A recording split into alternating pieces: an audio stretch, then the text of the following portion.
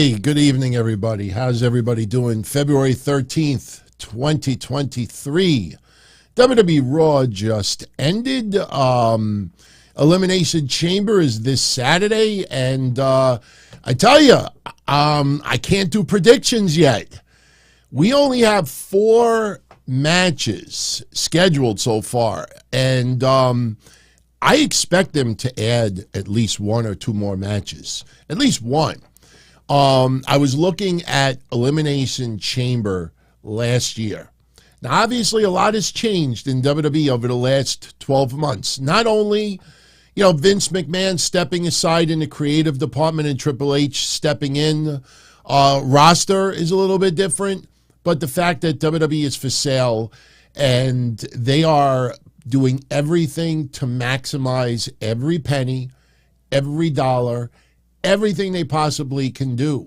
So a year ago, Elimination Chamber, compared to this year, it's going to look mighty different. And just to give you an idea, as far as how much has changed, I added up the total amount of wrestling last year for the Elimination Chamber, putting the intros and the outros and the skits and the vignettes and the backstage and, on-air interviews aside. We had 80 minutes of total wrestling. Roman Reigns, his title defense 1 year ago was against Goldberg, and it lasted 6 minutes. Do you think that Roman Reigns versus Sami Zayn is going to be anywhere near 6 minutes? No, absolutely not. The Elimination Chamber matches themselves. The men's side, which Brock Lesnar won, only went 14 minutes and 55 seconds. On the women's side, we had, obviously, Bianca Belair win, and that match only lasted 15 minutes, 45 seconds. Now, I know what you're going to say to me. Well, DT, both matches were about the same. Yeah, but when you have Brock Lesnar as one of the participants, he doesn't stay in there very long. Couple of other matches last year. Naomi and Ronda Rousey beat Charlotte Flair and Sonya Deville. Drew McIntyre over Madcap Moss. Becky Lynch over Lita. Over Lita. What a difference a year makes for Becky Lynch and Lita, right? So right now we only have 4 matches. And believe me when I tell you, my friends, I want to do predictions tonight. But I think we may have to wait until Friday. And listen, I'm not trying to be a jerk when I say this. Roman Reigns, Austin Theory, Asuka, and, Brock Lesnar and Bobby Lashley, I think it's going to end up with a double disqualification, double count out, no contest. I think there's going to be so much chaos between those 2 guys, they're probably going to throw the match out. I mean, that's honestly where I see Elimination Chamber as of right now. So when you do a prediction show, I mean, you really got to stretch it. I mean, if you want to recap the last month, and then lead up to your predictions, yeah, that's different. But as far as the outcomes right now, kind of a little predictable. So we may have to wait until possibly Friday. Maybe Friday, right after SmackDown, I'll come up here for a half an hour, 40 minutes. We'll do a quick prediction show. Now, the big 2 topics as far as Chamber goes. One has to do with Cody Rhodes, and one we have to have a little fun with. Now, I'm curious, for everyone who is live, should we use the term rumor killer going forward, or should we use the term rumor shredder? Now, I'm not trying to be PG by eliminating the word killer. Believe me, I know there's a terrible mass shooting that went, well, it is a mass shooting, but I heard tonight, thank God, there's only 1 casualty. Hopefully there's no more. Do you realize in the United States, I believe, we're only 43 days into 2023, and we've already had 40 mass shootings. It's the climate has got to change, everyone. We're not getting political today, but my point is I'm not changing the word killer because of what's going on in this world. But should we use rumor killer or rumor shredder? We got to get into it with Austin Theory because people are blowing this shit up. They're using the clickbait word massive. How many of you out there read websites the last 24 to 36 hours or podcasts in big, bold print? Massive Massive spoiler. Austin Theory spoiler. Massive Elimination Chamber spoiler. Massive. That's why everybody's using the term massive. Well, I'm going to give you a massive rumor killer right now. The clickbait that people are trying to reel you in with has to do with Austin Theory retaining his United States Championship at Elimination Chamber. Where did they get this from? Betting odds.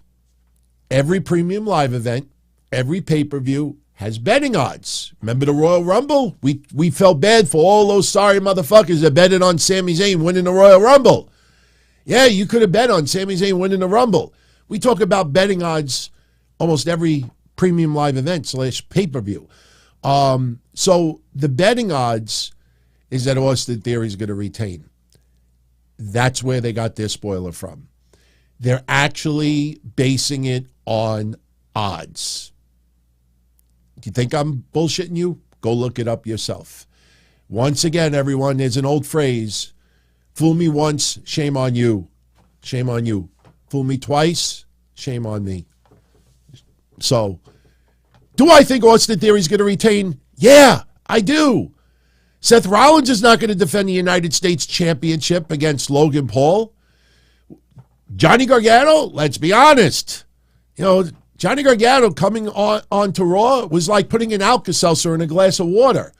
A lot of fizz, a lot of bubbles early on, and after a little while, it's pretty much looks just like tap.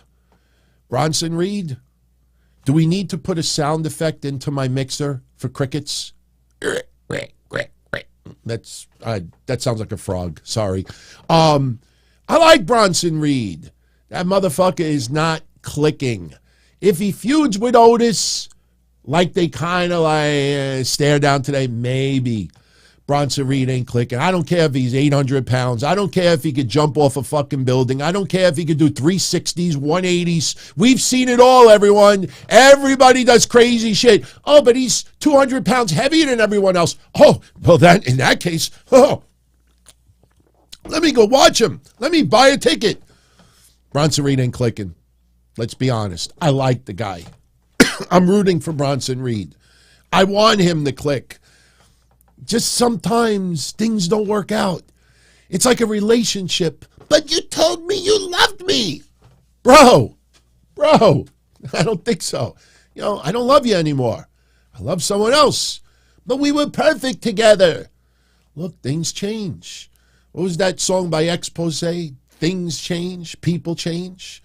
You know, shit changes. You could force it. You could insist it. No, Bronson Reed ain't clicking. You think he's winning the chamber? Come on. Austin Theory is the favorite. And you see what I'm doing right now, right? This is like a preview of the predictions show that we have to do. Because we can't just say, Oscar's going to win, Austin Theory's going to retain. It's going to be a double no contest with Brock and Bobby, and Roman Reigns is going to retain. Bye! He ain't winning. Oh, the top rope splash is impressive, man. Like I said, I'm a fan of Bronson Reed. I loved his tribute to Bam Bam Bigelow. He reminds me a little bit of Bam Bam Bigelow with an overseas accent. I like Bronson Reed. This is not clicking. But, please, you did not hear out of my mouth, release him, let him go. No, you got to give him more time. Give him more time. You know, they throw some seasoning into him. You know, look, if I have a chicken nugget and I tell you to season it, all you got to do is done. But if I have a fucking someone the size of Bronson Reed that is the size of 18,000 chicken nuggets, you know, you're going to have to use a little bit more seasoning there. Give it time. Give it time. Right now, it's not his time. That's all I'm saying. You're not hearing out of my mouth that he should be released. No, I don't think so. And not because Vince let him go and Triple H brought him back. He's money. But got to let it happen organically. Will they do a little comedy with him? Probably.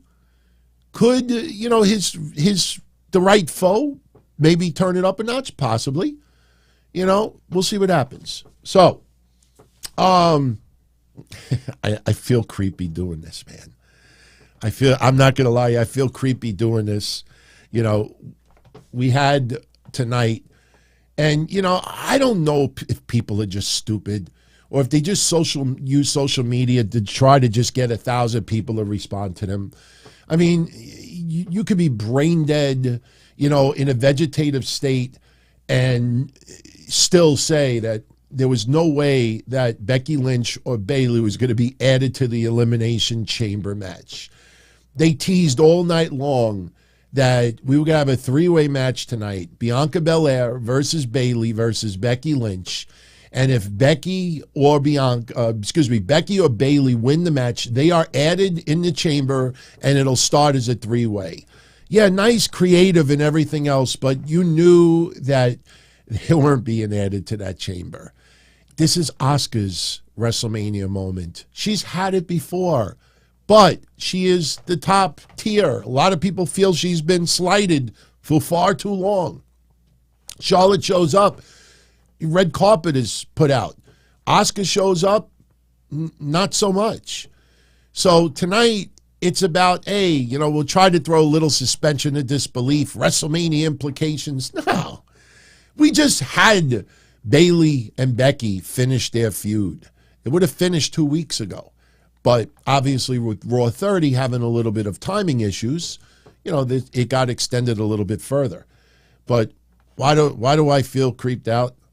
Because I was looking for screenshots of their confrontation. I'm not kidding, everyone. I was looking for screenshots. Maybe I'll feel a little better. Now, this is for everybody on video. You know, maybe I'll feel a little better if I use this moment for a cheap plug, because this Tuesday, This Week in Wrestling History will be posted. Trust me, I'm getting to Bianca in a second. Some of you know exactly where I'm going with this. For another 4-hour blockbuster show that will be posted tomorrow. I put on the screen just a screenshot of the synopsis if anybody wants to pause it and you could look it over. But if you want a quick little pictorial, you know, obviously you could see some teasers as far as what went down this week in wrestling history. Wait, that doesn't look good. That looks better. There we go. Yeah, that's better. So you see a little bit. Obviously, Brian Pillman, that's the ECW stuff and everything. And yeah, Christian winning the NWA title. You know, Seth Rollins, Ring of Honor, NXT first got announced. Yeah, remember Zeb Coulter. So anyway, where am I going with this? So I'm going to give you a quick plug for This Week in Wrestling History. I got a little bit of a synopsis I'll share with you. But why am I doing this? Because I was looking for screenshots. Little picture of Bianca, Becky, Bayley, the three Bs in the ring, having a confrontation, open up Raw. And I swear to you, everyone, you know how awkward it is that I'm looking for screenshots and my wife is laying right next to me watching Raw. And every time I do a search, I see this. The war to settle this score. This Week in History, WWF and MTV had the most watched show in the history of cable for wrestling. Jimmy Hart made his WWF debut this week in wrestling history. Bruno teamed up with his son. Saturday night's main event 5 and lead into WrestleMania 2. The fallout between Brutus Beefcake and Adrian Adonis. Clash of the Champions 5. St. Valentine's Day. You see where I'm going with this, right? And we're not going to do it. You could go back and you can pause it. You just wait till Tuesday. You could see the whole synopsis. It's loaded. But yeah, this is what I saw every time I did a search tonight.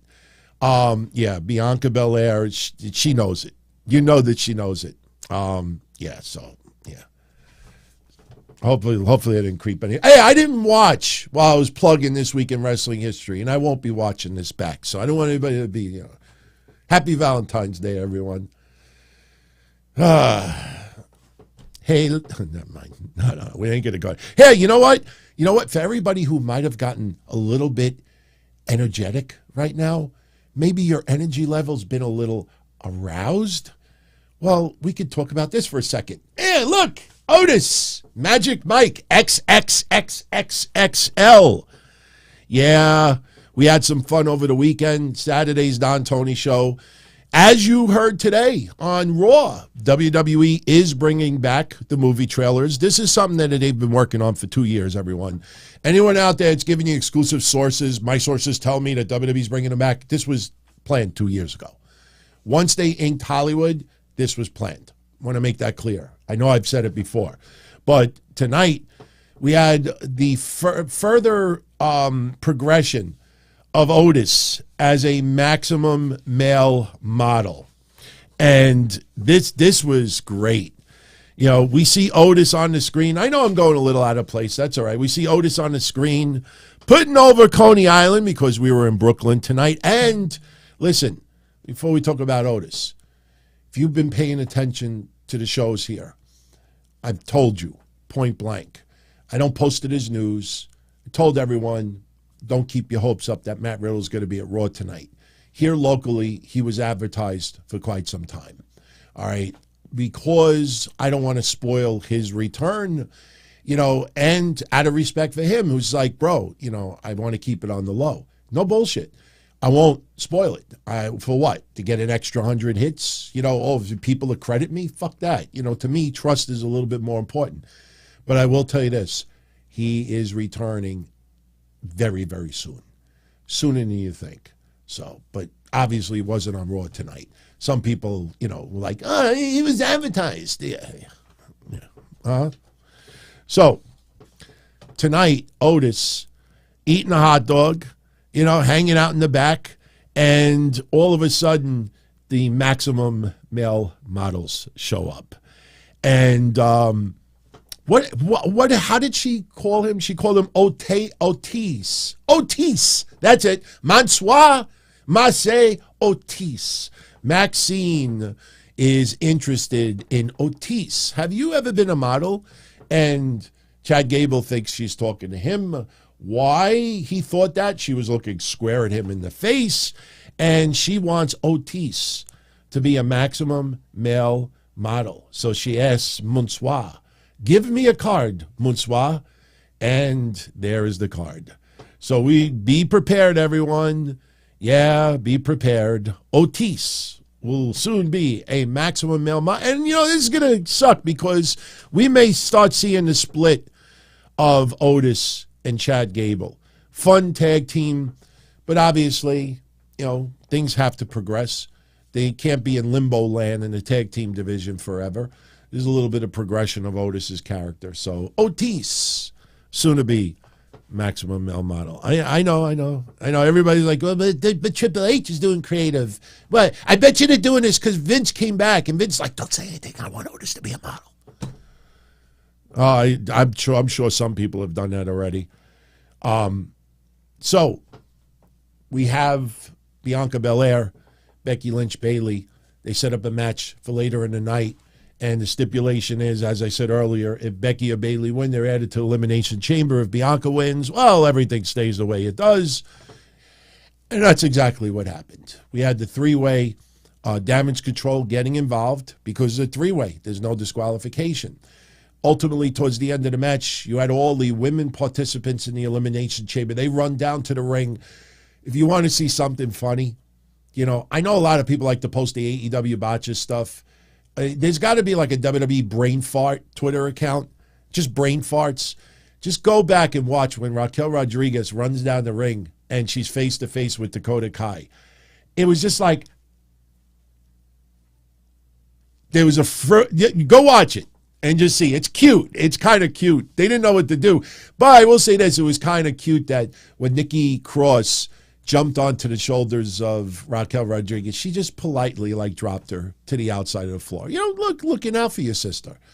But towards the end of the match, we get Bianca Belair picks up Io Sky and tosses her outside the ring onto every participant that's going to be in the Elimination Chamber. So they're all knocked out.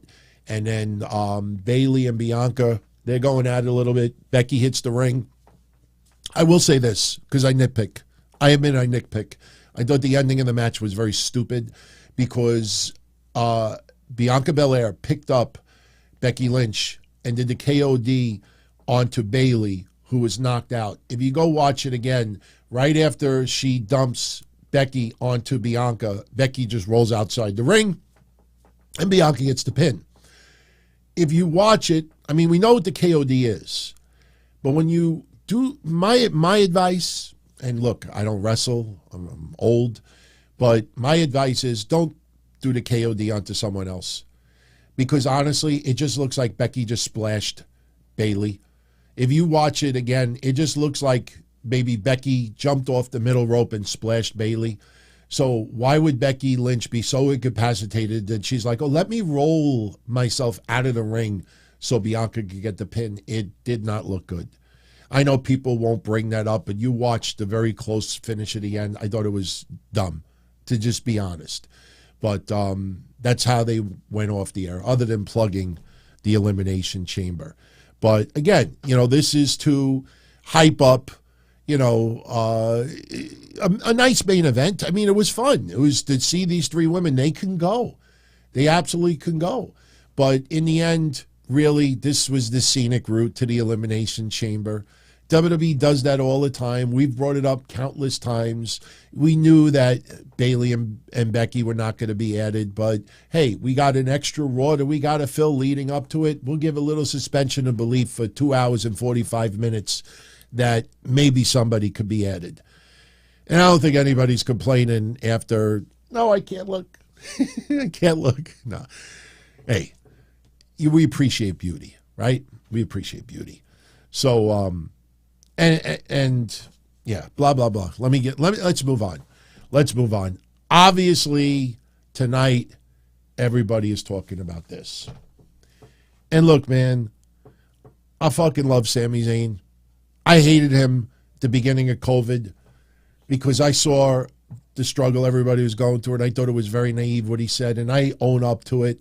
But as a performer and all the good that he does, in his private life, I've donated, not out of guilt, but, he doesn't even know, but look what I'm wearing tonight. I mean, I just felt like wearing it. But I think it's safe to say now you understand why Sami Zayn is not in the main event for the undisputed WWE Unified Universal Champion, blah, blah, blah, blah. He's main eventing Mania. He will be teaming up with Kevin Owens, and these two will be winning the tag team titles. That's a main event, period. All right? He's not facing Roman at WrestleMania. As each week goes by, you realize it more and more and more why this is what it is. And again, Kevin Owens has been absent the last 2 weeks.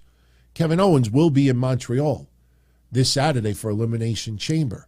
But when you saw it tonight, you understand clearly why Cody is going after Roman at Mania and why Sami is going after Roman at Elimination Chamber.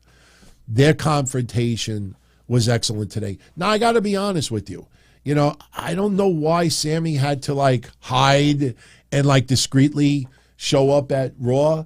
I mean, Adam Pearce didn't send out security to take him out. When we heard that he was going to show up and jump the guardrail and wear a hoodie and all that, we're like, okay, maybe Solo Sikoa is going to be there or something. But he shows up and he gets on the mic and he calls out Cody Rhodes because of what Cody said last week about Sami Zayn. And everything about it made perfect sense. And you know what I have noticed? I got to say this about Sami also. All right. I love the shirt where it says Sami Zayn and the tape is taped over the word Oos. But when I watched SmackDown Friday, when he's acknowledging Jey Uso, I kind of chuckled at it because I'm like, you're not taping over the term bloodline. You're taping over the word Oos. Oos, Sami Oos. So, okay, one half of the Usos is against him and not the other half, so, it was kind of funny him wearing that shirt right next to Jey Uso. I acknowledge you. Well, then why are you wearing a fucking shirt covering up my name, you scumbag? You fucking Montreal Matarats. Anyway, so Sami Zayn is in the ring with Cody Rhodes. And Sami Zayn brings up, what Cody said last week. And Cody is welcoming him to Monday Night Raw. And Cody is talking about, how he punched his ticket to WrestleMania. And he says to Sami Zayn, there's dissension in the bloodline for the first time because of you. He's given all these accolades, praising Sami Zayn. And he's saying that we are here, that everybody's living in this moment because of you. He says, finish the story. And he asks Sami Zayn, do you believe that you could beat Roman Reigns? And Sami Zayn, is looking at Cody. He's looking at the WrestleMania sign. The fans are getting behind Sami. They're doing the ole, ole, ole, ole. And you can see Sami, appreciates that fans remember it. And, he's asked, do you believe that you could beat Roman Reigns? And it matters, what he believes. Sami Zayn, that he knows he could beat Roman, but he doesn't know if he can win on Saturday. He talks about how he's been side by side with the bloodline for the last 9 months, and he brought up how he's seen every person come through, people bigger and confident, and each person went down. And, he's talking about how, the bloodline and, the people are there for him. And Sami Zayn is selling like he knows that he could beat Roman Reigns, but he doesn't know if he could beat him on Saturday. And here's Cody giving him a pep talk. Cody, just trying to get through Sami Zayn. Roman is a human being like you and me. Crack his head open. And... I'm finished. I'm going to finish my story. I did this. I punched my ticket. I did this. I'm going to finish my story. To Sami, you finish your story. Beautiful. Beautiful. And you say to yourself, the exchange with Cody and Paul Heyman last week, the exchange with Cody and Sami Zayn today, the exchange of other wrestlers in recent months. I don't think it's just newfound energy because Vince is no longer in creative. I think what has changed, I think what has changed is WWE Creative under Triple H have told these wrestlers, look, this is the story. I trust you to go out there and sell these bullet points. You don't have to say any manufactured phrases. You don't have to, you just cover the bullet points. And when you don't have to think about, oh, should I have said this or maybe I said this? Some wrestlers still do that. And sometimes they get brain farts. You could hear it. People, so manufactured, like you got to say this, you got to bring up this, you got to note this. And they're so pressured, like I can't forget to say this, I have to say this, I have to say that. And look, everybody's human. You get brain farts. You forget things. Even when I do my shows, simple as me sitting on my fat ass over here, I purposely put a list of topics here, and I occasionally will look down to make sure that I don't leave something out, because the last thing I want to do is finish a show and then be like, fuck, I forgot to bring up this. Fuck, I forgot to bring up that. So, when wrestlers know the story, but you can ad lib. You could bring up some things. You could go there, go this, go that. Don't worry about it. I trust you. I think that's where... when you can go from here instead of here sometimes, that's where the magic occurs. So that's what happened tonight. So Cody is boosting up Sami Zayn. I'm going to finish my story. You finish your story. And it just pumped up Sami Zayn. And Cody finishes up by saying to Sami, I don't want to see you next Monday on Raw. I want to see you at WrestleMania. How do you get any better than that? Cody already punched his ticket. Sami, now you punch yours. So now we have Elimination Chamber. And yes, we know what the outcome is going to be. We know that it's not going to be, look, good for WWE to do this. But, we know Saturday what the main event at WrestleMania is going to be. One of the main events, I should say. People just want to see Sami Zayn beat the shit out of Roman Reigns. Roman Reigns is going to get an ass kicking on Saturday. In the end, we know who's going to prevail, but it doesn't matter. Doesn't matter. Think about Roman, and I've said this many times before, and I'll say this again now, and then we'll move on. I've said for over 2 years, Roman Reigns, as far as his title reign goes, has been one of the most predictable title reigns. Maybe Hulk Hogan had a more predictable reign. What I mean by that is every time Roman Reigns went into a pay-per-view / premium live event, you knew who was coming out on top. Brock Lesnar might have been the only person that we truly thought had a chance early on. But when he faced Kevin Owens, when he faced Daniel Bryan, when he faced Braun Strowman, when he faced, others, Jey Uso, anybody during any of his reign, Drew McIntyre,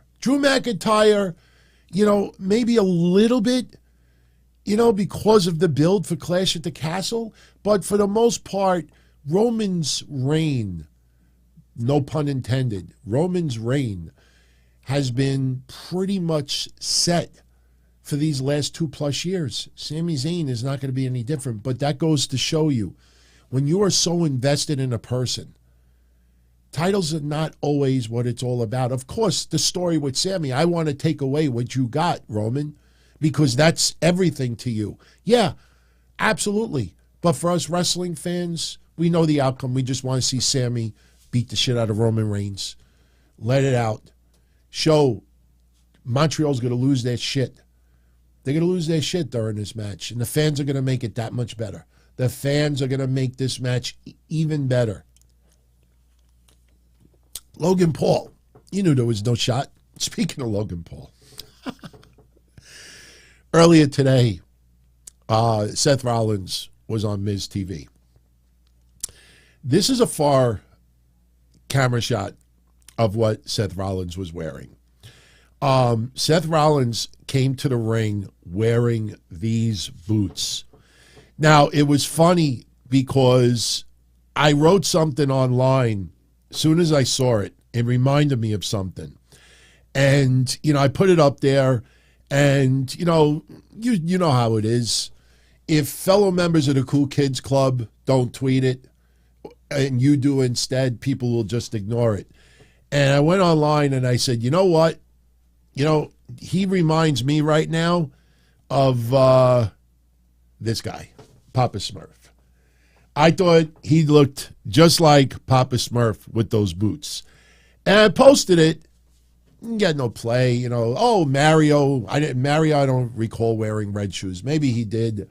People. And then as soon as Corey Graves said Papa Smurf, about 5 minutes after I posted it, I'm not saying that Corey saw my tweet. No, I'm not saying it. But as soon as I saw that, then everybody was like, oh, let me show you Pac-Man wearing red boots. Let me show you this female cartoon character wearing red boots. Everybody's showing me everybody wearing red boots now.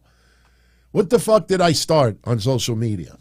But Papa Smurf comes out there, and the best way I could put it is this. What are those? Yeah. WWE is really getting strict on video. 5 seconds is the cutoff, everyone. 5 seconds. Even if you pause it and add 2 seconds later on, they told me, please trim back a little bit of Gigi Dolan getting kicked in the face. And I'm like, yeah, no problem. So I had to trim it down a little bit on YouTube goes. And look, it's an algorithm. They're not singling anybody out. It's an algorithm. You go over 5 seconds, they're going to ask you, you could still air it. But I need that 77 cents of ad revenue, So if I don't edit it, then WWE gets the revenue instead. But 5 seconds. So he's doing Miz TV, and as I wrote in the synopsis earlier today, that he was going to troll Seth Rollins about Logan Paul. Why do you not want to bring up Logan Paul? You'll talk about those goofy Papa Smurf shoes, but you won't talk about Logan Paul. Seth Rollins, if you tuned into our Saturday show, I'm not going to repeat it. If you missed the show, you can still watch it. Seth Rollins is planting the seeds right now for his match against Logan Paul at WrestleMania. It's a done deal. They are having a match at Mania. Seth Rollins went on Pat McAfee and basically threw tons of shade on Logan Paul, and the story is that Logan Paul only gives a shit about himself. He doesn't like pro wrestling. He's only doing it to boost his value and social media presence and everything like that. And as I said Saturday, I will say this again now. If that was the storyline a year ago, I would have bought into it. But it's pretty obvious now that Logan Paul takes the wrestling very, very seriously. His deal, which was originally signed with Vince and Stephanie and Triple H and others, is for a certain number of appearances. Logan Paul isn't going to say, oh, let me do another 5 freebies. These are on me because I love wrestling so much. No, business is business. So Logan Paul, this is why he doesn't have as many appearances. But Seth Rollins continuing the shade on Logan Paul. Miz is, and when Miz is called Mike by Seth, that's Seth's like really being serious here.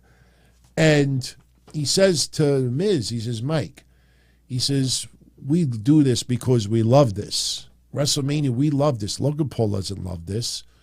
This is why I don't want to acknowledge him. He doesn't deserve this. So Miz, being an additional trolling, pain in the ass, he throws out the jealousy card. Oh, you're jealous of Logan Paul. And if you notice tonight, Miz is stupid. That is going to replace tiny balls. Them pushing this is going to replace tiny balls. Some fans will still chant tiny balls. But now they want to move on to Miz is stupid. Because Seth Rollins calls Miz stupid. Miz, you're not that stupid. You're not that stupid. Brooklyn, is he stupid? Yes, Miz is stupid. So they go back and forth. And ultimately, we get a little bit of a confrontation with Miz and Seth Rollins. And Austin Theory shows up. Now, Austin Theory would end up with the last laugh, as you can see. Seth Rollins is laid out, but The Miz is laid out also. So for all of you out there wondering, can Seth Rollins super kick wearing those Papa Smurf shoes? Oh, I think so. Rollins escapes a Boom! skull-crushing finale. Yeah. So under 5 seconds, everyone. Can Seth Rollins hit the curb stomp with those Papa Smurf boots? Well, let's see. In Brooklyn. Boom! Sure he can. So, yeah. I where those boots came from, I have no idea. They look comfy, though. They definitely look comfy, but sure enough, Austin Theory lays him out, and this leads to Elimination Chamber. So, yes, you could super kick in those boots. Yes, you could curb stop in those boots. Look, they're going to Hollywood, man. They're going to Hollywood. Seth Rollins, could you imagine what he's going to wear that night? I mean, and they're going to be in Hollywood also. So it's funny because I think some people don't understand, like, the attire, especially on the West Coast. It can get really, really outrageous.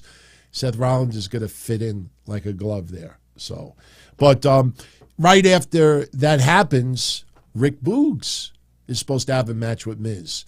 So Rick Boogs, comes out there. Miz is like, did you see what just happened? I can't have a match. Well, Rick Boogs squashes him pretty much. Shows his strength, using Miz like a curling iron. And listen, Rick Boogs, man, he's 80s throwback to me. He looks like an 80s star. The guitar stuff, I think, got a little bit played out.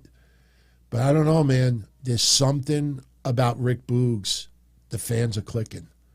I'm telling you, as much as he's like the opposite of Bronson Reed right now.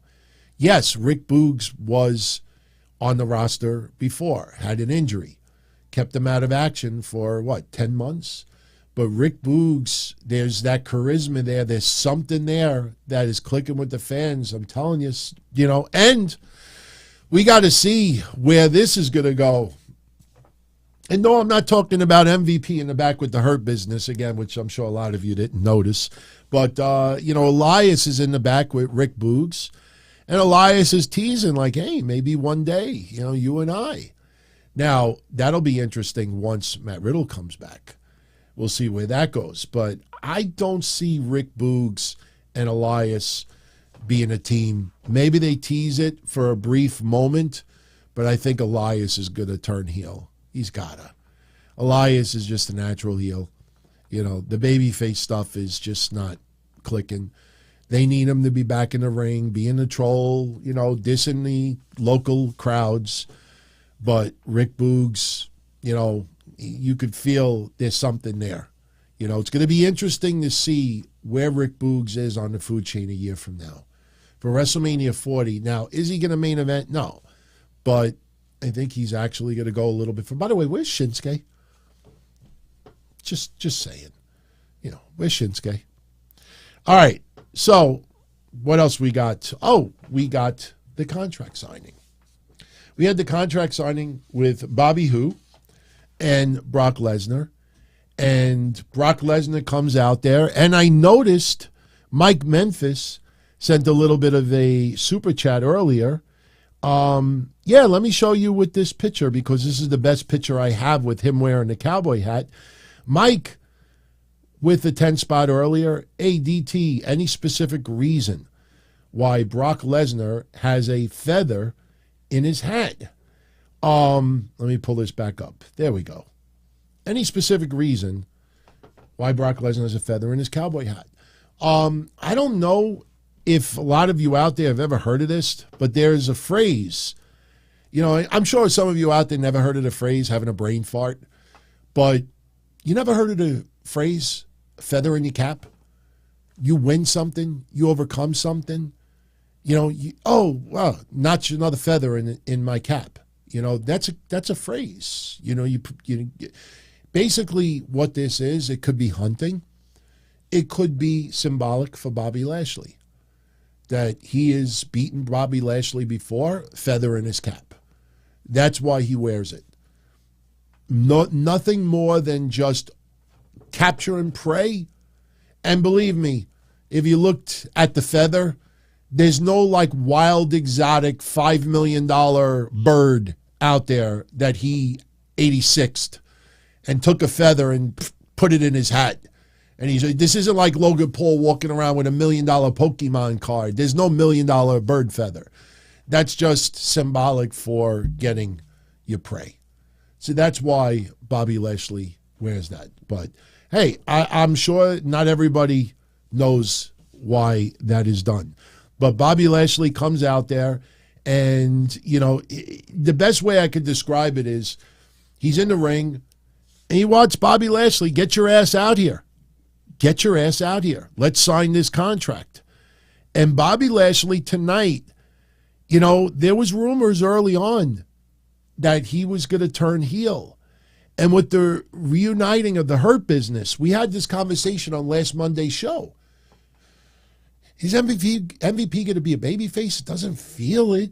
MVP, you know, it just doesn't, I don't know, the vibe doesn't hit me.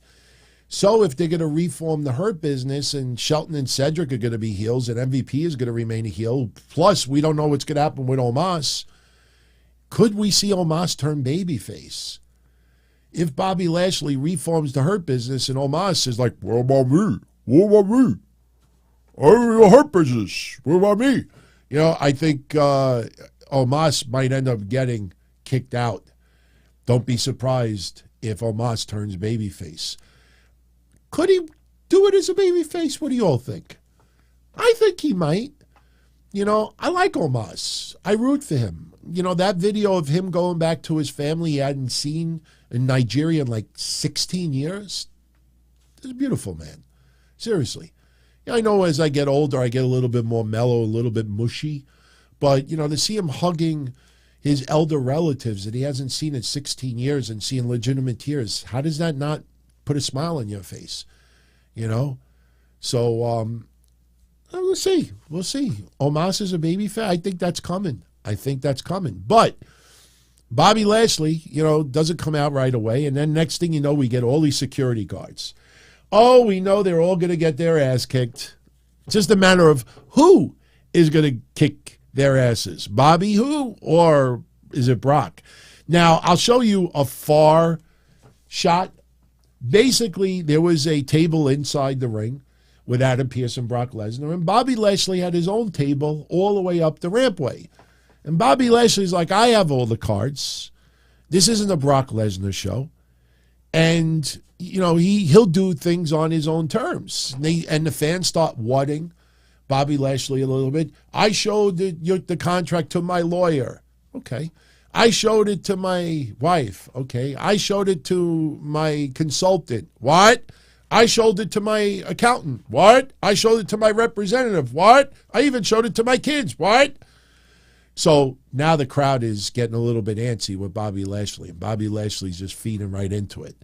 So Brock Lesnar says, you know, he hears someone chanting, Bobby's scared. And Brock starts laughing. And he's like, yeah, that's funny. Bobby's scared. And the crowd starts going, Bobby's scared. Bobby's scared. So Brock says, if you don't get into this ring, I'm going to kick your ass and sign the contract for you. And Bobby Lashley says, no, I don't think that's going to happen because we're face to face, insinuating that Brock Lesnar only attacks when, you know, behind someone's back. So what ends up happening is Brock leaves the ring, starts beating the fuck out of all the security guards.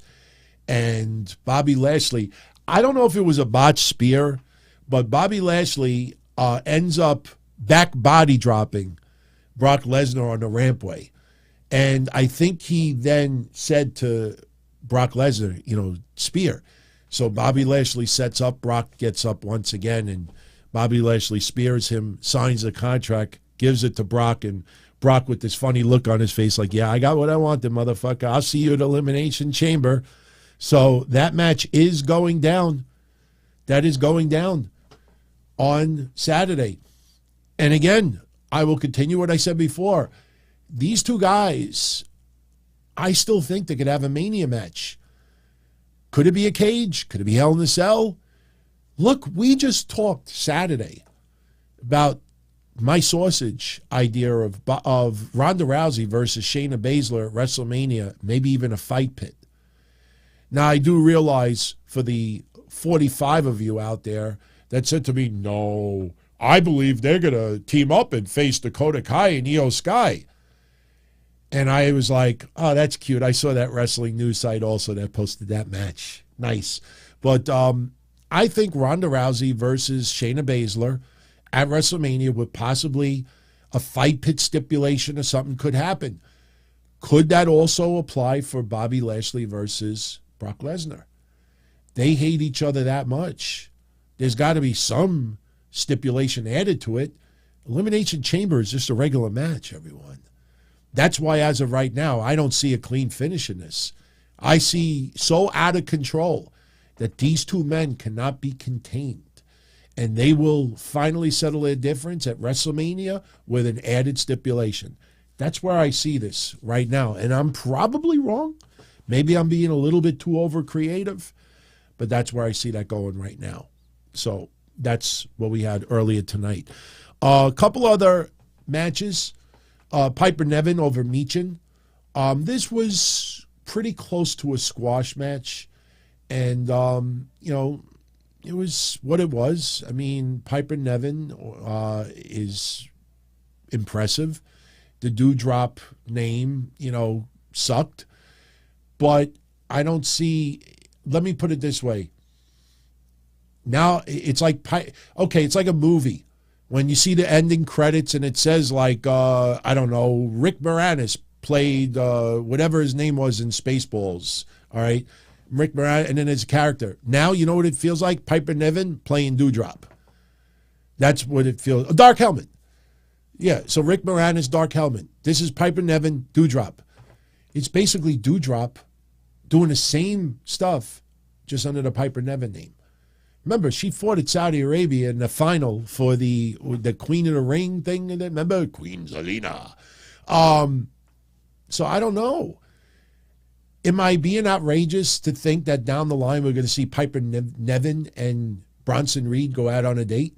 I know that's stereotyping to heavy people. Look, I'm heavy too. If I was single and Piper Niven wanted me to take her out, I probably would take her out. Seriously. I would, you know. So I need to see more with Piper Niven. Squash and Michin, I don't know. That crowd was pretty dead for that, to be honest with you. I'm happy that she's back, but I don't want her to be the female Bronson Reed. And that's kind of how it feels right now. But I'm a fan of hers. We'll give it more time. That seasoning we said earlier. Finn Balor and Damian Priest over the Street Profits. Man, I want to see if the Street Profits is still a tag team 3 months from now. Angelo Dawkins eats the pin today. Look, Montez Ford is going to shine in this chamber. Look at a year ago with Austin Theory in that chamber. Look at how his 12 months have turned out since.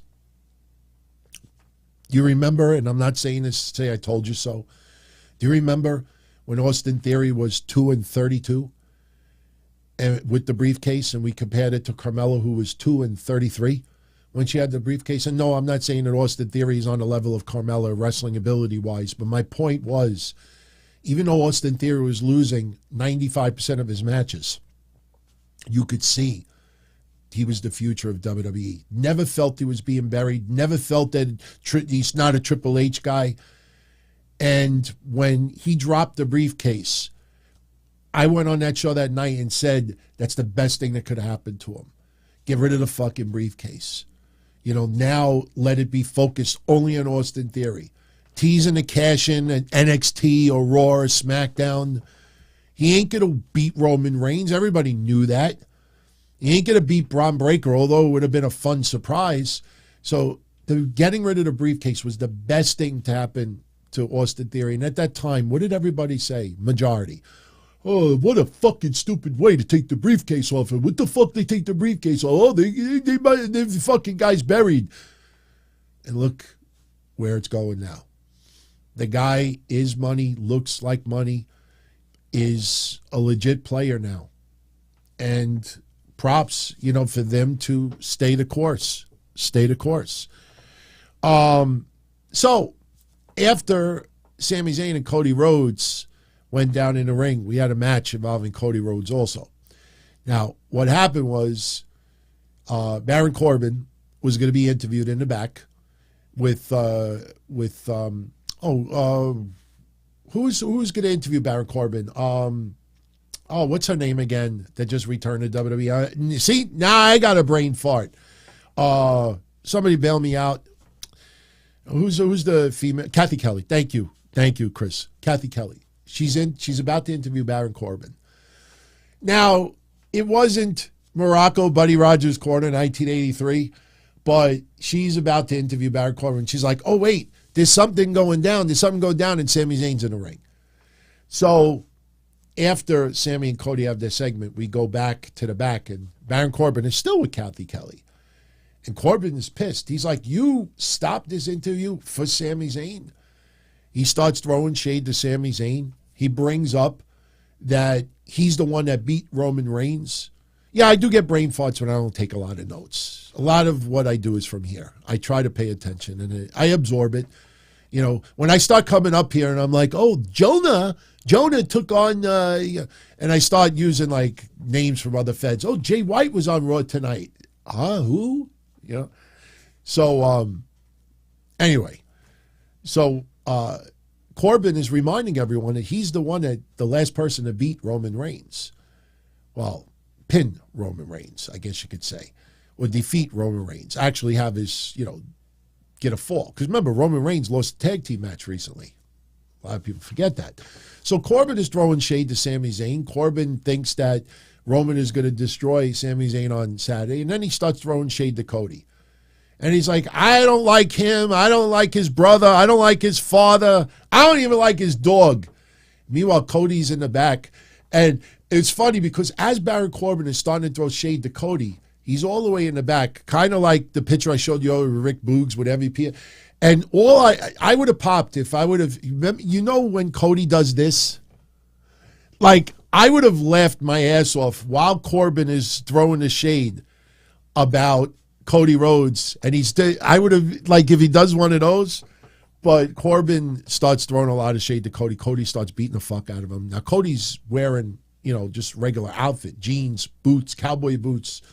So takes his shirt off. He's shirtless. He starts wailing on Baron Corbin. They bring him back to the ring, call for a referee. Bell happens. and Cody Rhodes handles Baron Corbin in a matter of 2 minutes. And Cody gets a win. Now, as I was going to say earlier, a lot of people want to know if Cody Rhodes is going to be at the Elimination Chamber. And my answer is, I think he has to be. Because after Roman Reigns beats Sami Zayn, Kevin Owens showing up is not going to be enough. And I think you have to go off the air with a confrontation or a stare down with Roman Reigns and Cody Rhodes. So I think Cody Rhodes should be there because he is there in person to see who his WrestleMania opponent is going to be. So Cody Rhodes is allowed in Canada. You know, Jimmy Uso, you know, not so much, which we talked about in detail on Saturday. So Cody, I expect him to be at Elimination Chamber. As far as having an actual match, no, wouldn't make sense. So, all right.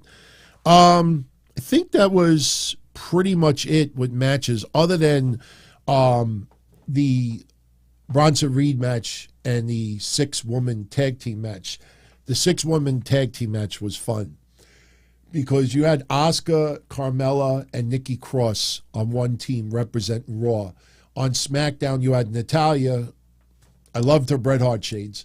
Natalya, Liv Morgan, and Raquel Rodriguez. So we have the tag team, and it's pretty much a standard Raw or SmackDown match. And towards the end of the match, Asuka just decides to beat the fuck out of everyone, including her own partners. She lays out Nikki Cross. She lays out Carmella, and she ends up landing Liv in the Asuka lock. Liv taps out, and Carmella, Nikki Cross, and Asuka are your winners. It was a fun match. All 6 participants in the match are going to be in the chamber Saturday. But as we all believe, it's Asuka's match to lose. And I don't see her losing, so with all due respect. Bronson Reed destroyed Mustafa Ali. Is that safe to say? I mean, Bronson Reed showing off his size, his mammoth strength. There was one point during the match where outside the ring to the left of the commentator's table, you have where, you know, the ring announcer is there and the timekeeper, and they were all out of Dodge. And the only thing that was there was one of those big, you know, like chairs, rolling chairs that the commentators use, and a couple of folding chairs. And Bronson Reed just picks up Mustafa Ali and just throws him over the barricade onto that chair with the folding chairs. And all I kept thinking was, you know, I know these guys are talented and they know what they're doing. Just because someone may not be as over doesn't mean they don't know what they're doing.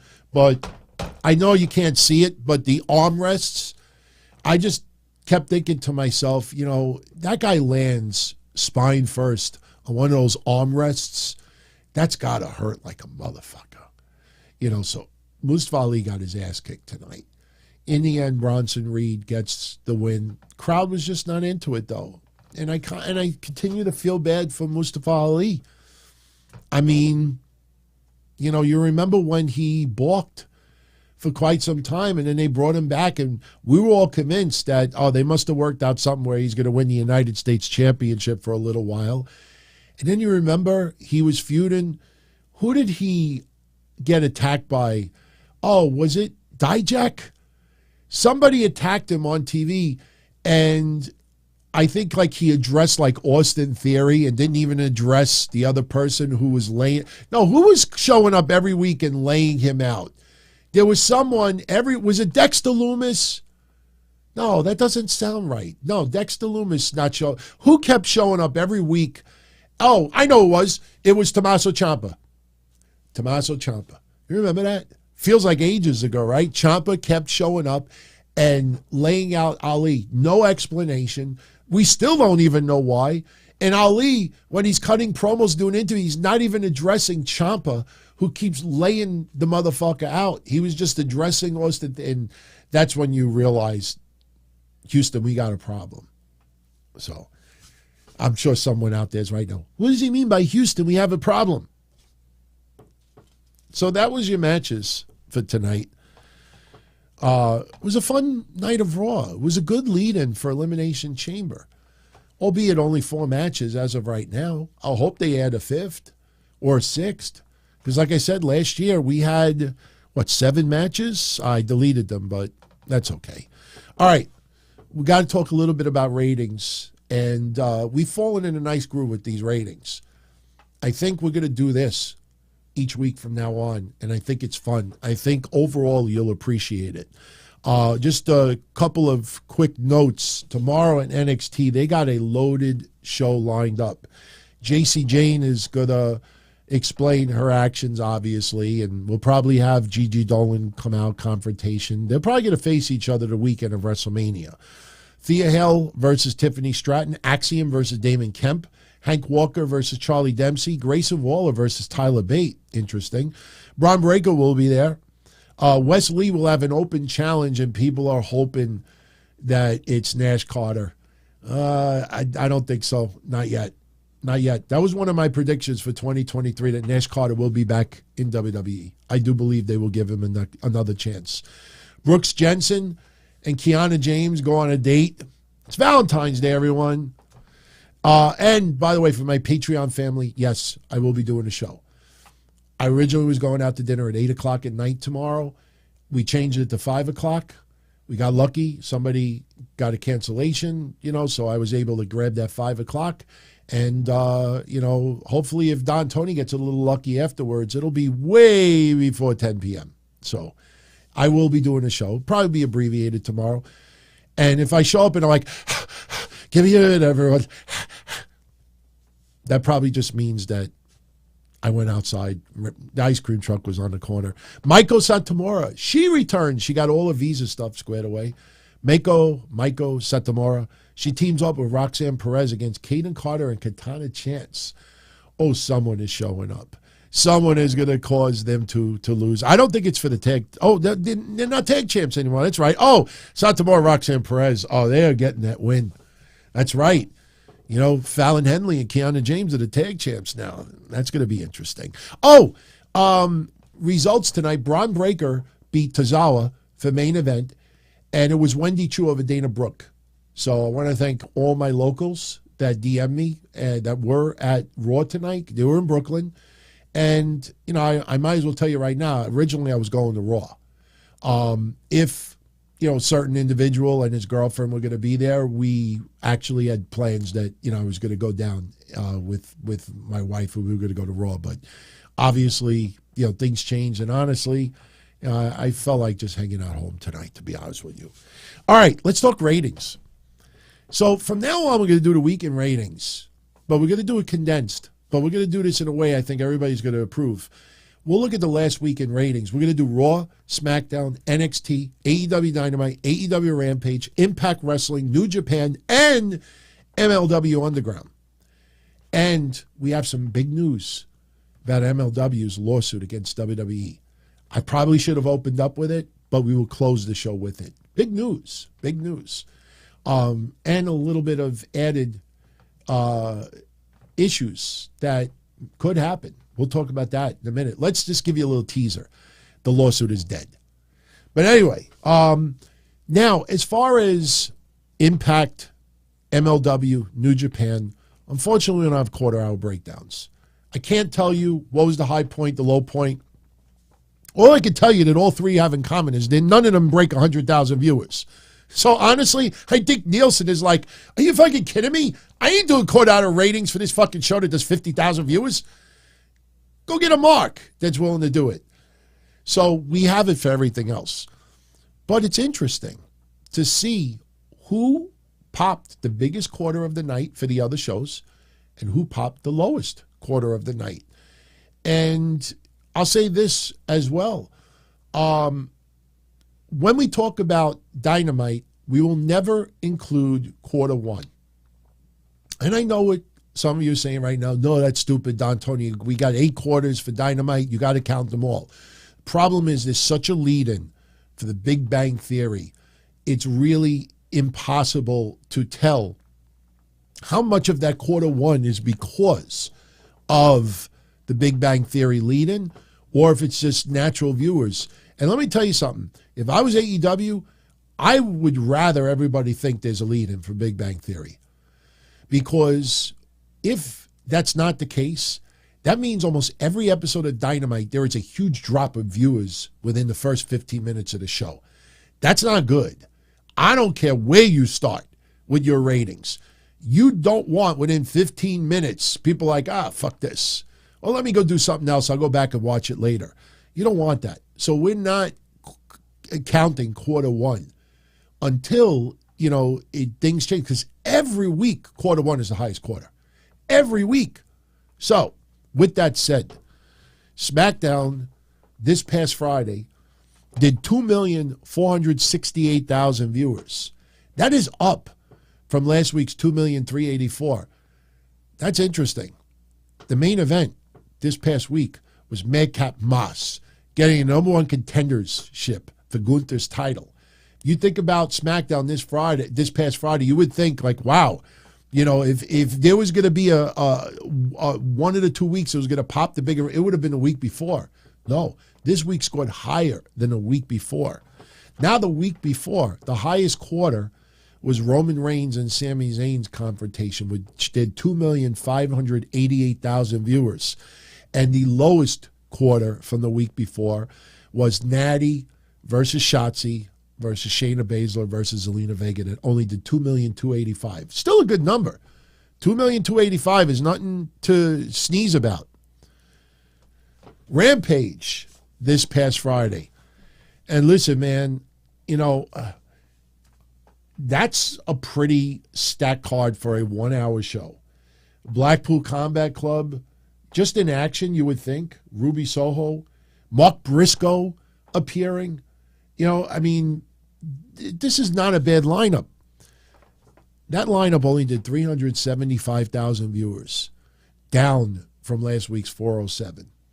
The week before, the highest quarter hour was the Elite versus the Firm, which did 449,000 viewers. And the lowest quarter was Christopher Daniels versus Roosh, which only did 376. So very, very disappointing numbers there. Dynamite this past Wednesday did 899,000 viewers, down from last week's 901. This is going to surprise you. The highest quarter hour, other than the lead-in for Big Bang Theory, was the second quarter, which was the post-match beatdown of Takeshita by MJF and Jamie Hayter versus the Bunny. It did 1,001,000 viewers. Do you remember? It was a week ago when I said I would love to see AEW open up with a women's match just so they could say that the women's match had the highest quarter of the entire night. Well, they did in quarter two. So that was pretty cool. But they had the highest quarter of the night. The lowest quarter of this past Wednesday's Dynamite was the Acclaimed losing the AEW Tag Team Championships to the Guns. It only did 780,000 viewers. Bet a lot of you were surprised at that one. NXT this past Tuesday did 562,000 viewers, down from last week's 587.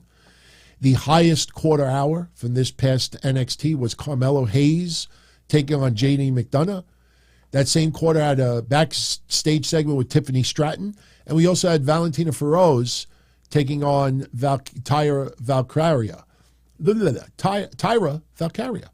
That did 597,000 viewers. The lowest quarter hour of the night, Pretty Deadly, taking on Chase University, which only did 499,000 viewers. MLW Underground, which we did say earlier this week, did 79,000 viewers. I know that may not sound like an impressive number, but yes, it was their debut, and I expect the numbers to go down in the next couple of weeks. It could go up a little bit because not everybody knows that they're on Reels now. But when you compare it to Impact and New Japan, Impact this week did 81,000 viewers, down from last week's 95,000. New Japan Pro Wrestling this week did 48,000 viewers, down from last week's 58,000. New Japan, 48,000 viewers. When you hear about New Japan stars showing up in AEW. I'm shaking. I have goosebumps. Oh, my God, it's unbelievable. Forbidden Door. Thank you, Tony. Booker of the Year. Dad of the Year. Please adopt me. These motherfuckers care so little about New Japan that every week they could see them on American TV, and they don't do it. What does that tell you? So, and we cannot leave out Raw. Last week's Raw, 1 week ago, Raw did 1,866,000 viewers. Down from the week before, it's 2,114,000, but the week before was Raw 30. So obviously we expected that to go down. The highest quarter hour of last week's Raw was Cody Rhodes and Paul Heyman's confrontation, back and forth, whatever you want to call it, in the ring. That quarter hour did 2,027,000 viewers. The lowest quarter hour rating last week, Montez Ford versus Elias for a spot in the chamber, that did 1,618,000 viewers. In fact, if you want to go look it up, I don't have the exact number in front of me, but I know Cornette breaks these down even further, but he will tell you that the Montez Ford Elias quarter hour, WWE had like a 300,000+ viewership drop. I mean, that I think says it all. More about Elias than anything else. Over 300,000. That is a big fucking drop. And that wasn't even like, I don't think it was hour 3. I think that might have been the second quarter of the second hour. So, those are your ratings for this week. I think we are done. We are done. Oh, a little programming note. I will bring it up on Wednesday also. But Rampage this Friday will air at 7 p.m. I think they had like they called it something. There was an NBA term added to it, full court, something like that. Do I even have it handy? I don't have it handy. We'll talk about it Wednesday, but I got to show you something before we go off the air. I wasn't even going to show it tonight. I was going to show it to you last week, and I had a brain fart, and I forgot. I think we got a new doppelganger. Damian Priest. Okay? We know what Damian Priest looks like. In fact, here's a photo from earlier today. Rhea Ripley, extremely... Oh, we got to talk about what happened with them. Absolutely. We can't go off the air talking about the beatdown that happened tonight with Beth Phoenix and Edge. Early in the night, Dominic Mysterio teasing that Mommy is not there. Mommy is not there. But, the Judgment Day will take care of business. Finn Balor and Damian Priest beat the Street Profits. After the match is over, they continue to beat down. Edge's music hits. Edge hits the ring, and Edge starts going at it with Finn Balor. And, of course, all of us, we're glued to see what Beth Phoenix is going to do. So Beth Phoenix, once again, gets a hold of Dominic Mysterio. Dominic does not lay hands on Beth Phoenix, as we keep pointing out to everyone. To get those intergender matches that you think are going to be down the pipe, it's not happening. But she gets her hands on Dominic. She's about to hit Dominic once again with a finisher, and Rhea Ripley shows up. And she hits the riptide on Beth Phoenix, leaves her laying. And, later on, she's okay, Beth, because Edge and Beth, they cut a promo that, they're going to beat their asses at Elimination Chamber. And as of right now, I think Edge and Beth Phoenix are going to win. I think they are going to win at the Chamber. So wait a minute. So that's actually 5 matches announced. Wait, so that's 5 matches. So you got Edge and Beth Phoenix versus Judgment Day, the 2 Elimination Chamber matches, Bobby versus Brock, and Roman versus Sami Zayn. So that's 5 matches. They still need to add one more then. They absolutely need to add one more match. But that's 5. And I definitely see Edge and Beth Phoenix going out on top. And I think they're obviously doing it here because they couldn't do it at Mania because Rhea Ripley is taking on Charlotte Flair. But at some point, Edge and Beth Phoenix have to prevail. As of right now, 2023 is Edge's last year wrestling. and they're in Montreal. It's more likely under the Triple H creative regime compared to the Vince McMahon creative regime that in their hometown, the good guys will get the win.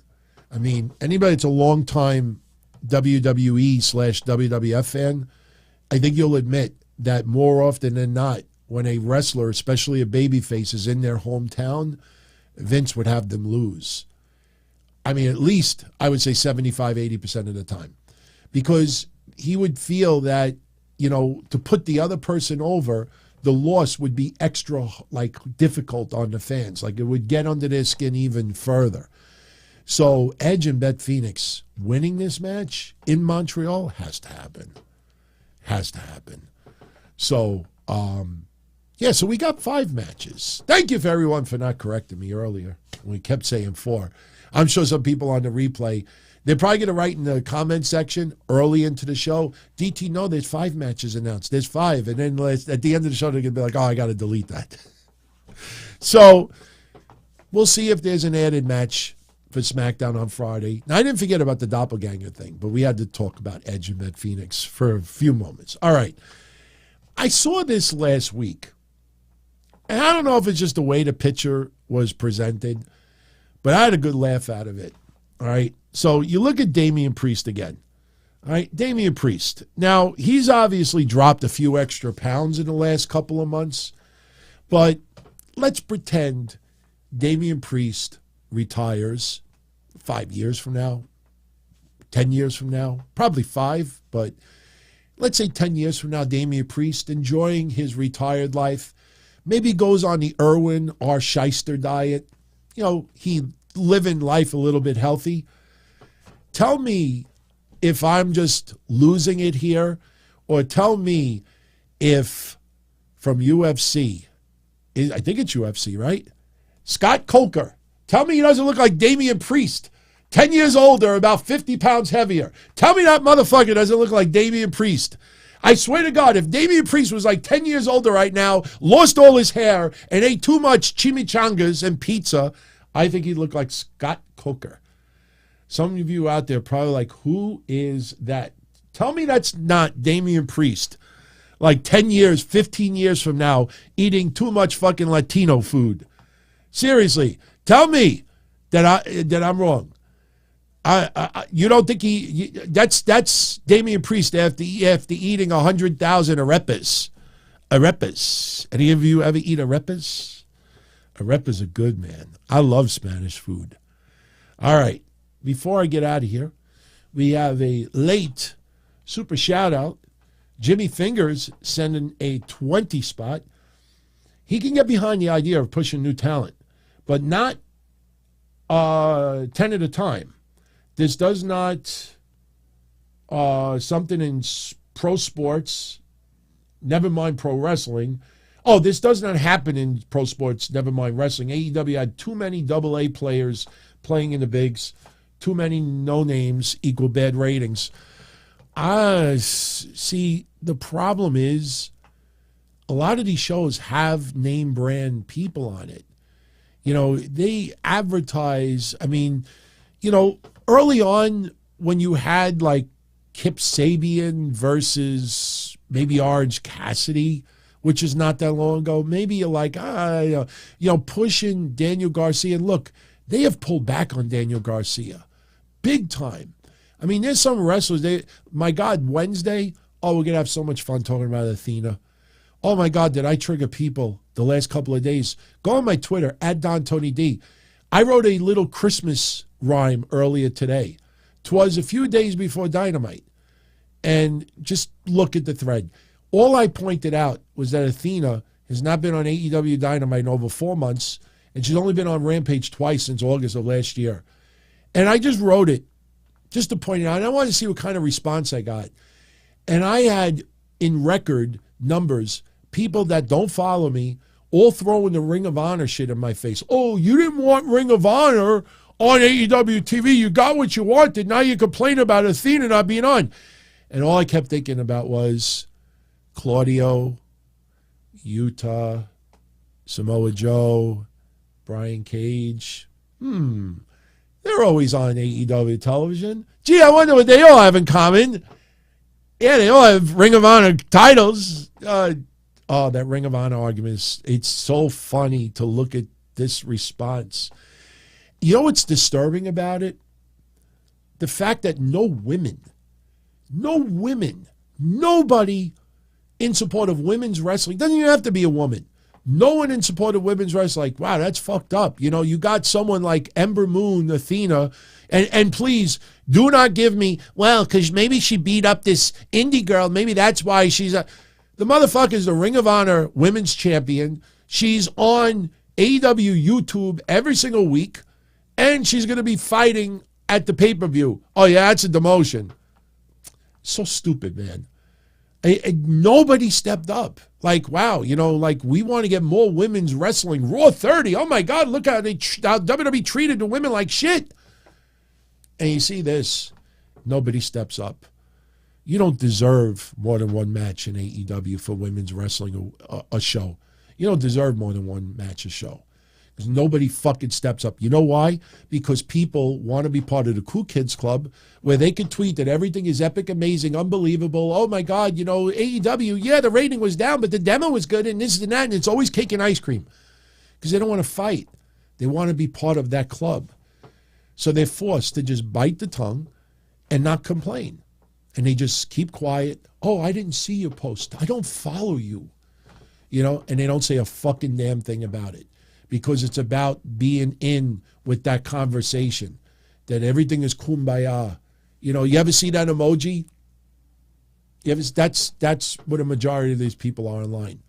Fucking Athena, who, despite, you know, what you think about her, is one of the most talented women on the AEW roster, and she can't make TV. Well, but she's on YouTube every week. She can't make TV. The Ring of Honor. She can't make TV any week. Zero. Oh, she's injured. Oh, really? Did she get a paper cut? Did she break a nail? What injury? It's you got to go to the thread. But as far as what Jimmy is saying, you know, there's enough main stars on these shows. There's enough main stars to show. I think one of the problems is the way they position some of the people. Look, you put the Acclaimed and the Gun Club. I almost said the Guns. You put the Acclaimed and the Gun Club in a title match to close it out because you think that people are expecting a swerve. Problem is that all the other title defenses that the Acclaimed had, they were on Rampage. Most of them were on Rampage. And they would open up a show. That's how much they cared about it. Now, let's have Wheeler Yuta versus Daniel Garcia in the main event. But we'll have the Acclaimed in tag team title match open up the show. You know, it's just the way some of this stuff is positioned, I think, is some of the problem, too. You know, there's a reason why when you go out to a dinner and have a 5-course meal, there's a reason why they give you the steak last. And they give you a little bowl of soup or a bland bullshit salad with ginger dressing on it in the beginning.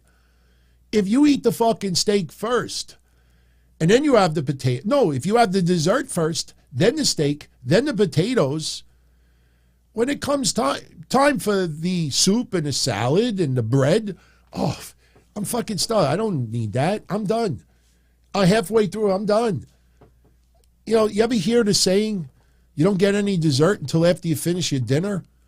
You don't get to play until you do your homework first? And AEW, for some reason, it's like, oh, let's play first and then we'll do the homework last. And I think that's why they're ready to go like this all the time. All the time. So it's not just B players, because you look over the years. I mean, you look at Raw, you look at Nitro, you look at TNA, you look at opening matches, you would have young people on the card that haven't made it yet. Or you'd have squash matches. Nobody would complain because they knew by the end of the show there was something big going down, and they do it the opposite. So, all right, everyone, I'm going to jet out of here. So I hope you enjoyed tonight's show. I can't leave without this. See, I would have been pissed if I didn't finish up with this. Okay. I'm not going to add details that are not available yet. But I will tell you what I know, and I will tell you what could also happen. As we expected all along, MLW's lawsuit against WWE. Yes, that lawsuit that a lot of Vince McMahon haters online said that there was this major problem. Remember all that clickbait? MLW got it strong. MLW was playing lotto. MLW was hoping that WWE would just settle. Unfortunately, should I say it? Unfortunately, MLW doesn't have a nice fat ass. MLW doesn't have a nice set of tits where Vince McMahon would be like, settle. It's all right. It was worth it. MLW, Court Bauer, with all due respect, Court, I don't think you were attractive to Vince. They thought WWE would have settled. Let's just get them out of here. Offer them $1 million. Just get them out of here. We'll just write it off. We'll sell an extra Ooze shirt. Just get them out of here. No. WWE didn't do that. Bravo, WWE. And I mean that sincerely. And look, I'm rooting for MLW to succeed on Reels. I watched their first episode of Underground. It was not bad. I think an introduction to MLW would have been a little bit better. Instead of just going right in there and assuming that everybody knows everything, and honestly, their first show probably should have been a 2-hour special. But, and I don't want to, but they do vintage stuff an hour later. No. Get to know us first. Hey, this is what we're about. 20-year history. Go check out, do a video montage. Court, get off your lazy ass. Go on fucking video pad and stuff and put a nice little montage together. A 15-minute montage of all the shit that's happened over the years. Highlights. They didn't do that. But MLW's lawsuit against WWE for this monopoly and and what did people are like? Yeah, you see, they do that to them. They did it to AEW. They tried to do that with Ring of Honor in New Japan and Madison Square Garden. People were insisting to you that MLW had a strong case against WWE. They lost. And WWE did not settle. MLW's case has been thrown out by the courts. Now, could this happen? Yeah, I think so. Should it happen? Yeah, I think so. If I was WWE, if they have a way of trying to sue MLW to get those court costs back, I would do it. Nothing personal against Court Bauer. I don't give a shit about this shit that happened 20 years ago with the USA Pro Wrestling and them fucking with the shows. I don't care about that anymore. I don't work for USA Pro Wrestling. But the point is, that lawsuit was bullshit. All it did was kind of give them press, and they hoped that they were going to get a settlement from WWE, which WWE did not cave into. And ultimately, they wrote it out, WWE, and the case got thrown out. So right now, MLW's case is over. Now, if I was WWE, if you can, try to get those court costs. Whatever fucking McDivitt and others charged, if I was McDivitt, I would say, look, the economy was fucked up. I normally charge WWE $100 an hour. This MLW case, nah, man. I charged them $975 an hour. MLW, you got to give us back $45 million. You see how quick they're on Reels. They'll be showing vintage stuff till tomorrow. I don't want to see MLW hurt by this, but the lawsuit seems stupid from the beginning, and they lost. Once I get more details, I will share it with all of you. But as of right now, that case is history. And I can't wait to see the people online that tried to convince everyone that this was a legit, serious lawsuit that WWE is going to lose and lose big. I can't wait to see what bullshit they come up with now. Probably the judge is a Republican, or maybe the judge is a woman, and maybe Vince, there's going to be, and I'm being sinister here. You're going to see stupid excuses come up with this, but all right, everyone. Now I can officially say goodnight, everybody.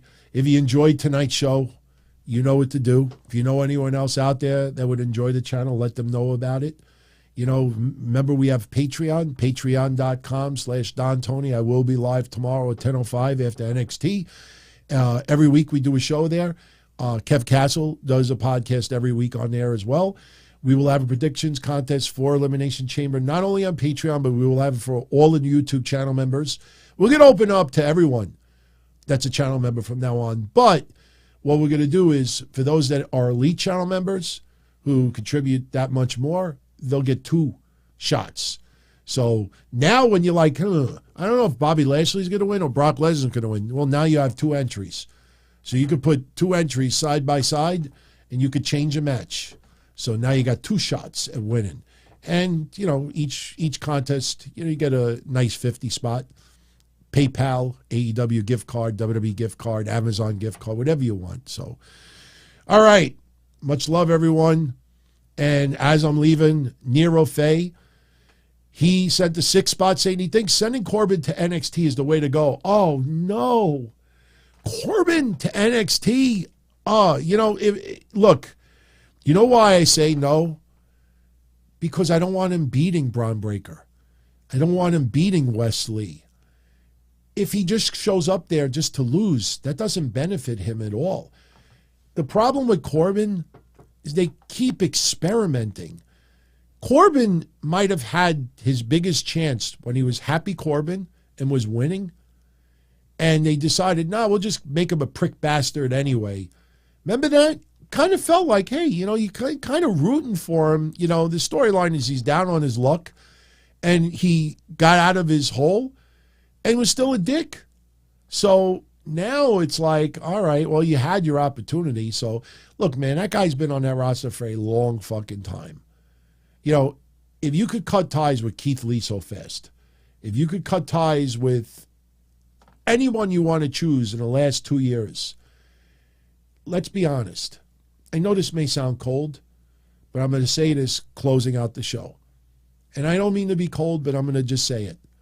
How many of you, over the last couple of years, you don't have to answer out loud, but think to yourself, how many of you, over the last couple of years, when you saw over 150 people released, you mean to tell me that during those releases, which didn't all happen in one shot, you didn't say to yourself at least once, fuck it, they let this guy go, but they keep Corbin? I could throw out some other names, but I could tell you honestly, I admit to saying that. I usually don't say it out loud because I don't like throwing names out there. But you got your usual suspects, and you say to yourself, how does this person get released, but this person still has a job? It always happens that way. But Corbin is definitely one of those. I hate to say it. That guy, if he's released now, no one can turn around and say, you know what? Man, they dropped the ball. What the fuck you talking about? That guy probably overstayed his welcome. Tell me, what is so fabulous, tremendously spectacular about Baron Corbin? Oh, he's a dick. He's an asshole. Yeah. What is that? You know what I mean? Like, I just picture Baron Corbin on the indie circuit, and I'm like, am I going to go watch him headline? Maybe to take on the local babyface for a certain person's town, but someone like that, you want to see them lose over and over and over and over. Baron Corbin probably made more money than anyone else that I think he overstayed his welcome. I mean, honestly, let me say this. I know this is going to sound even worse, but I don't give a shit. I'm going to be honest. You ever see those pictures on Twitter, especially? Eliminate one. It'll be like a donut, a cupcake, an apple pie, a blueberry pie. Eliminate one. McDonald's, Burger King, Roy Rogers, or Wendy's. Eliminate one. Hulk Hogan, Steve Austin, The Rock, John Cena. All right, let me tell you something. If Baron Corbin is on any list, I choose him. I mean, you eliminate one. If Baron Corbin never went through my television, would I say, like, man, I wonder what it would have been like if he was never on the roster? Is Baron Corbin, listen, honestly, and I'm not saying this to be a jerk, but, well, you know what, if you pair him with Teddy Hart and some others, look, if you had Teddy Hart, Chris Benoit, Baron Corbin, and, O.J. Simpson, he might survive that list. But honestly, I have nothing personal against Baron Corbin. God bless that guy to have succeeded as far as he did. But I'm being honest. If somebody gave me one of those Men in Black wands and I just woke up and Baron Corbin was never in the company, I don't think I would have felt any different. Probably the only thing that would have been different is this show would have ended 5 minutes earlier. Honestly, the show would have ended at an hour and 31 minutes. That's the only difference. I'm not saying it to release him, but I'm just saying, like, you know, at some point you gotta just turn around and say, look, man, I'm just saying, it's just not working. You know, put him in NXT. How does that benefit him? He ain't gonna have the Mandy Rose run. He's someone that you just want to see get their ass kicked and lose. And yeah. AJ Styles is still injured. Gallows and Anderson took on the Creed brothers this weekend, giving them a little bit of a rub. So that's what's going on with them. All right, I'm out of here. Much love. And like I said, if you want to go check out the Patreon, I will be live tomorrow. We will have a fun show as always. If not, you're more than welcome to join me here Wednesday, 10:05 p.m., right after Dynamite, and we will have some fun. Be well, everybody. Much love. As far back as I can remember, I always wanted to be a podcaster. For me to live any other way was nuts. To me, those goody-good people who worked shitty jobs for bum paychecks and took the subway to work every day and worried about their bills were dead. I mean, they were suckers. They had no balls. If I wanted something, I just took it. I ran everything. I paid the bills. I paid the host. I even paid the masked maniac. Everybody had their hands out. Everything was for the taking. We always called each other good fellas. You would always hear from somebody. You're gonna like Don Tony. He's all right. He's a good fella. He's one of us. But if you're part of my crew, nobody ever tells you they're gonna get rid of you. It doesn't happen that way. There weren't any arguments or curses like in the movies. See, your haters come with smiles. They come as your friends, the people who've claimed they care the most for your life. And now that's all over. And that's the best part. Today everything is different. There's lots of action. I don't have to wait around for everything like everyone else. Oh, I didn't get the vaccine? Fuck you, vaccine me. Oh, your delivery guy has COVID? Fuck you, feed me. Right after I moved here, I ordered egg noodles and ketchup, and I got spaghetti with meat sauce. I'm no longer an average nobody, while they get to live the rest of their lives like a bunch of schnooks.